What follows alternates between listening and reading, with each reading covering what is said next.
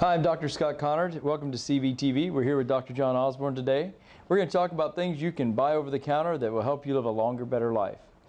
John, if you only had $25 to spend a month in supplements, what would be the one thing you would take to help you live a longer, better life?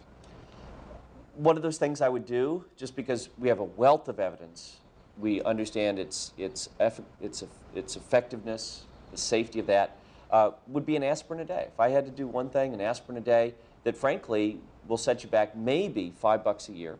Oh my goodness. So how many milligrams? Is it 81, 162, 325? In most people, it's going to be 81 milligrams would be the dose that would be the best dose for you, both maximizing the benefit and minimizing any risk. So that's baby aspirin? A baby aspirin. Okay, and so why am I taking this? So I'm taking a baby aspirin, goes in my mouth, in my stomach, into my blood. Who cares? What's going on? So for people at risk of heart disease, just taking that baby aspirin a day lowers your risk of strokes or heart attacks by roughly 25 to 30%. Wow. So how does it do that? Well, what it does is it basically thins the blood. But what we really mean when we say thinning the blood is we really mean it makes the blood less prone to clot. Because the vast majority of strokes and heart attacks are actually caused by blood clots within our blood vessels. So that plaque that you talked to us about earlier, the plaque, which is a toothpaste-like gel or like the inside of a pimple on the wall, when it breaks open and a blood clot forms, it blocks the blood vessel for everything downstream? Absolutely. And that process occurs within seconds to minutes. That's why many people feel fine, no symptoms, no chest pain, normal stress test last week. When that pimple ruptures and it forms a clot within seconds to minutes in that blood vessel, you have a heart attack or a stroke, or worse yet, even kills you. And if I take an 81 milligram or baby aspirin one time a day, it's going to decrease that by 20%. 25 to 30%. 25 to 30%. Wow, that's a deal. I'll take that. $5 a year. That's the first World's thing. cheapest life insurance policy. All right, what's the second thing you're going to take? The other thing would be omega-3 fatty acids, or fish oil. Fish oils are effective. They're safe. We know from a variety of studies that they significantly lower the risk of cardiovascular events. All right, so let's go by why. So a fish oil goes in my mouth, in my stomach, it goes into my blood. Why does that make a difference? Well, fish oil has a variety of beneficial effects on us. First of all, it affects our cholesterol levels and particularly helps to lower the triglycerides. This is one of those nasty fats that builds up in the blood vessel walls. It also raises our good cholesterol, or the HDL cholesterol.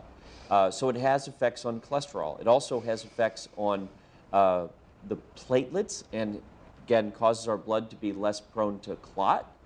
So preventing those blood clots, sort of like aspirin in a sense. And then thirdly, it also probably has direct membrane stabilizing effects. All right, so let me try to describe that for those who are watching CVTV. The way I think about this is that every cell in our body, and we're just a whole millions of cells all kind of sitting next to each other, stuck together, and a cell has a little, it's almost like a balloon, and the outside of the balloon has fat in it, right? And if that fat is like grease from when you eat hamburgers and French fries and things, I have a visual image of, you know how you fry bacon and then that cools down, that white stuff? So what you're saying is that instead of our cells, the bags around our cells being filled with all that white stuff, that somehow the fish oil knocks that out and it replaces it? Absolutely. And why is that important? Because what happens is when there's lots of bad fat in these membranes around our cells, they become electrically unstable. If we replace that bad fat with good fat, such as omega-3 fatty acids or fish oil, those membranes are they're chilled out, they're calm, they're not going to become electrically unstable. And when heart cells become electrically unstable, that is what we call ventricular fibrillation, ventricular tachycardia.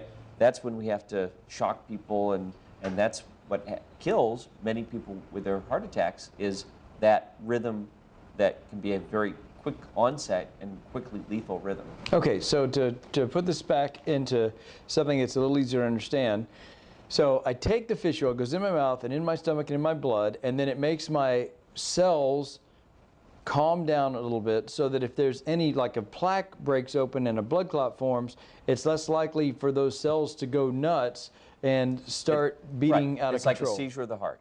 And these fish oils help to reduce the chance of your heart going into seizure. Fantastic. And do you take 2, 4, 6, 8, 10 a day? What do you think the right number is? Well, there have been 2 large studies. One was a study looking at 11,300 people after having had a heart attack. They gave them 1,000 milligrams of omega-3 fatty acids, fish oil, followed them out over 3.5 years. Just doing this lowered those people's risk of all-cause mortality, death from any cause, by 20%, the risk of a fatal stroke or a heart attack by 30%, and the risk of sudden cardiac death, killing over dead, by 45%. My goodness. So the 2 things you're going to take every night is a baby aspirin and fish oil, usually 2 pills. The stuff we buy over the counter, usually about two of those capsules a day. At bedtime. You got it. All right.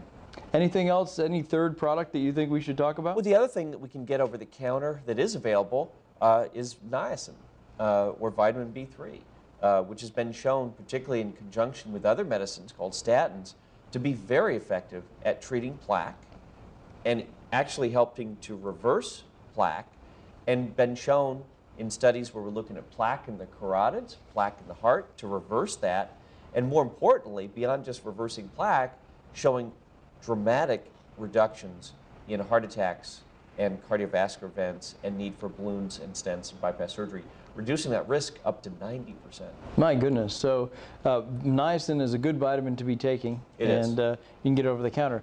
Some people experience flushing with the stuff you have over the counter. Most of because of the flushing, there are pharmaceutical preparations of niacin that really dramatically lower the flushing and much better tolerated. So usually when we recommend that, we do recommend the pharmacologic form of niacin, just much better tolerated, easier to take. Fantastic. Thank you, Dr. Osborne. My pleasure. Thank you, So Scott. there you've got it. Dr. Osborne has shared with us the importance of a baby aspirin, 2 fish oil tablets at bedtime, and consider taking niacin if you have too much flushing from the stuff over the counter.